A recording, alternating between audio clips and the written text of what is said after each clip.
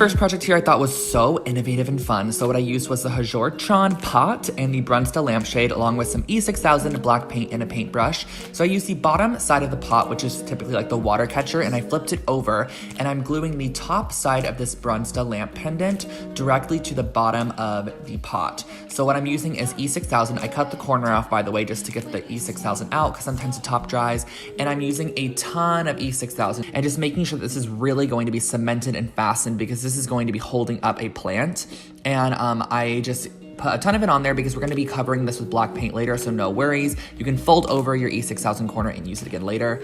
And then this is the following day. I actually used a bit of black paint just to cover all of it. And you guys, this was so super secure. If you let the E6000 just dry overnight and you wake up, it's going to be legit cemented on there. So I used a bit of black paint and painted it all on there, let it dry. And you can put your pot in the top, and I kept it just the neutral tone for a little bit of contrast, and that is your new planter.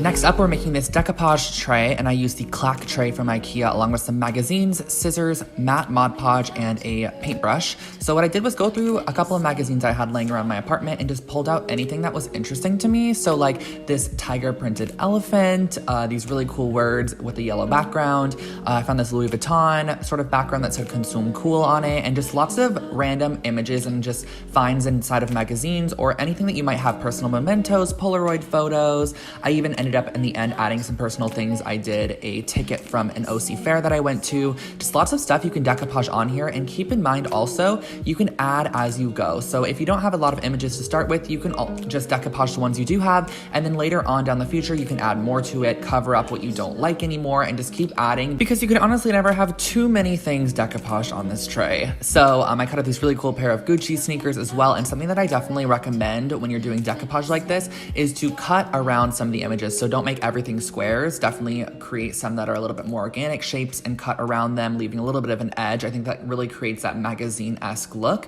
And then what I did was use my phone just to take a photo of the placement that I had so I can start actually decoupaging. What I do is just add a very generous layer of Mod Podge to the back side, and then I place it down on my tray where I want it to go, and then I'll use a bit more Mod Podge and go around the whole top edge of the project just to really make sure that it's fastened on there. And I used a couple images of Saoirse Ronan because she's one of my favorite actresses ever. I love The Lovely Bones. It's one of my favorite movies, even though a lot of people think it's creepy. I really just enjoy like the cinematography and the coloring and the graphics, everything about that movie, the music, the acting, the casting, it's all amazing. I just love that one.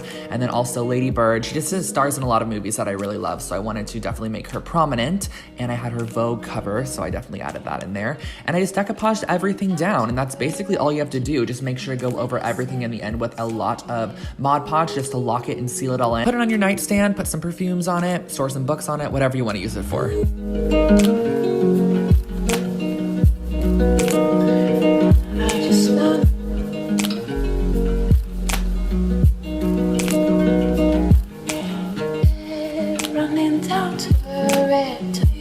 Just a quick disclaimer before I start this next project. I know a lot of people are going to say that this is not fire safe, but do keep in mind that it's honestly the same exact thing as having an extension cord touching a rug, or an extension cord under your bed touching a piece of clothing, or just touching your bedding in general.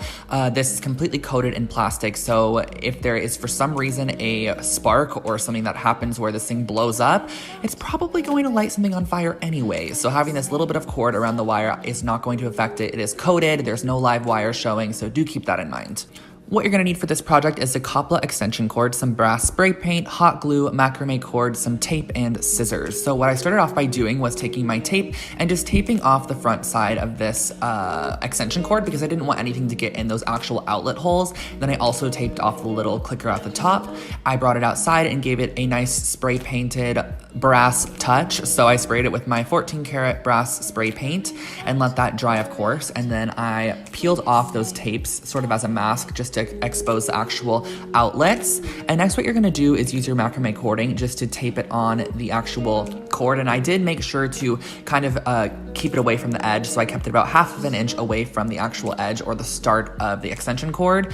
And then I just wrapped the macrame cording all the way down using hot glue and just going about at an inch section each time. So I did about 1 inch of glue, then I would wrap the cord around a couple of times. And this is just a great way to create an extension cord that you would like to actually be seen. So, because a lot of the times you don't want your extension cords to be shown. So I thought this was a great way to just create something that added a little bit of focal aspect to your living room or your bedroom or something. And that is the completed project.